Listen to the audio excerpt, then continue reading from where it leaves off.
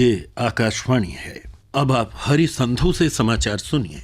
प्रधानमंत्री ने देश में जैव विविधता संरक्षण के लिए संस्थागत तंत्र को मजबूत करने के लिए $5 करोड़ देने की घोषणा की है। हैदराबाद में जैव विविधता के बारे में 11वें सम्मेलन को संबोधित करते हुए डॉक्टर मनमोहन सिंह ने कहा है कि इस धन का इस्तेमाल राष्ट्रीय और राज्य स्तर के तंत्रों की तकनीकी तथा मानवीय क्षमता को बढ़ाने के लिए किया जाएगा। उन्होंने बताया कि उनकी सरकार ने विकासशील देशों में क्षमता निर्माण को बढ़ावा देने के लिए धन आवंटित किया है। डॉक्टर मनमोहन सिंह ने कहा कि उनकी सरकार ने वन अधिकार अधिनियम पारित करके वनवासियों के अधिकारों को कानूनी रूप प्रदान किया है तथा मछुआरों की जीविका की रक्षा करने के मुद्दे से निपटने के लिए ऐसे ही कदम उठाए जा रहे हैं।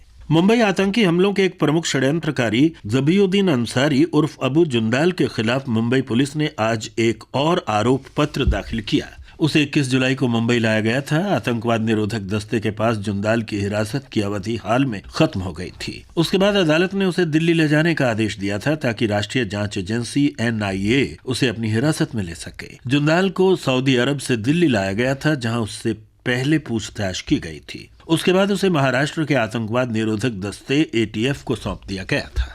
केंद्रीय अन्वेषण ब्यूरो CBI ने आज जमीन आवंटन के एक मामले में कर्नाटक के पूर्व मुख्यमंत्री VS येडियुरप्पा और उनके संबंधियों के खिलाफ बंगलौर की एक अदालत में आरोप पत्र दाखिल किया। नई दिल्ली में जारी एक सरकारी विज्ञप्ति में कहा गया है कि आरोप पत्र में कर्नाटक के एक पूर्व मंत्री, बेल्लारी की एक निजी इस्पात कंपनी के प्रमुख कार्यकारी अधिकारी तथा उपाध्यक्ष, सिमोगा के ट्रस्ट और बेल्लारी की 5 निजी कंपनियां शामिल हैं। CBI ने इस साल मई में उच्चतम न्यायालय द्वारा इस संबंध में दिए गए निर्देशों का पालन करते हुए ये मामला दर्ज किया है।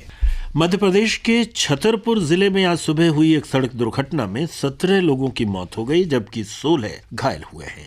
14 लोगों की मौके पर ही मौत हो गई थी, जबकि 3 लोगों की मौत अस्पताल में इलाज के दौरान हुई। 9 लोगों की हालत गंभीर बताई गई है। जिला कलेक्टर राजेश बहुगुणा के अनुसार ये घटना एक यात्री बस और ट्रक में आमने सामने हुई टक्कर के कारण हुई। हमारे संवाददाता ने बताया है कि जिला प्रशासन ने घायलों के इलाज के लिए सभी इंतजाम किए हैं। राज्य सरकार ने मरने वालों के परिजनों को 1-1 लाख रुपए और घायलों को 50-50 हजार रुपए देने की घोषणा की है।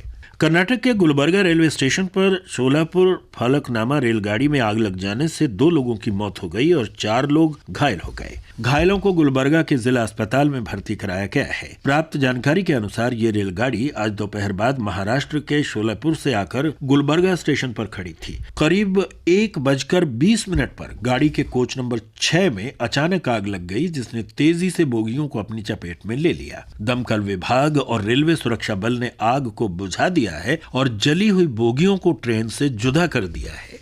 उच्चतम न्यायालय ने अपने 24 जुलाई के आदेश में संशोधन करते हुए आज बाघों के सुरक्षित क्षेत्रों में पर्यटन से जुड़ी गतिविधियां फिर से शुरू करने का आदेश दिया। न्यायमूर्ति पटनायक ने कहा कि अब से बाघों के सुरक्षित क्षेत्रों में पर्यटन गतिविधि तैयार कर उसे बाघ संरक्षण प्राधिकरण को सौंपे। राष्ट्रपति प्रणब मुखर्जी ने चिकित्सा क्षेत्र में अनुसंधान को जमीनी अनुभवों के साथ जोड़ने और उसे राष्ट्रीय स्वास्थ्य कार्यक्रमों में सुचारू रूप से लागू करने का आह्वान किया है। आज नई दिल्ली में अखिल भारतीय आयुर्विज्ञान संस्थान एम्स के 40वें दीक्षांत समारोह को संबोधित करते हुए श्री मुखर्जी ने कहा कि अनुसंधान से गरीबों को लाभ मिलना चाहिए। प्रधानमंत्री मनमोहन सिंह ने आज राष्ट्रपति भवन में राष्ट्रपति प्रणब मुखर्जी से भेंट की। राष्ट्रपति के प्रेस सचिव वेणु राजामणि ने आकाशवाणी को बताया कि दोनों नेताओं के बीच करीब 1 घंटे तक बातचीत हुई। मुंबई शेयर बाजार का सेंसेक्स आज 136 अंक लुढ़क कर लगभग 3 सप्ताह के न्यूनतम स्तर 18,578 पर आ गया। इसके साथ ही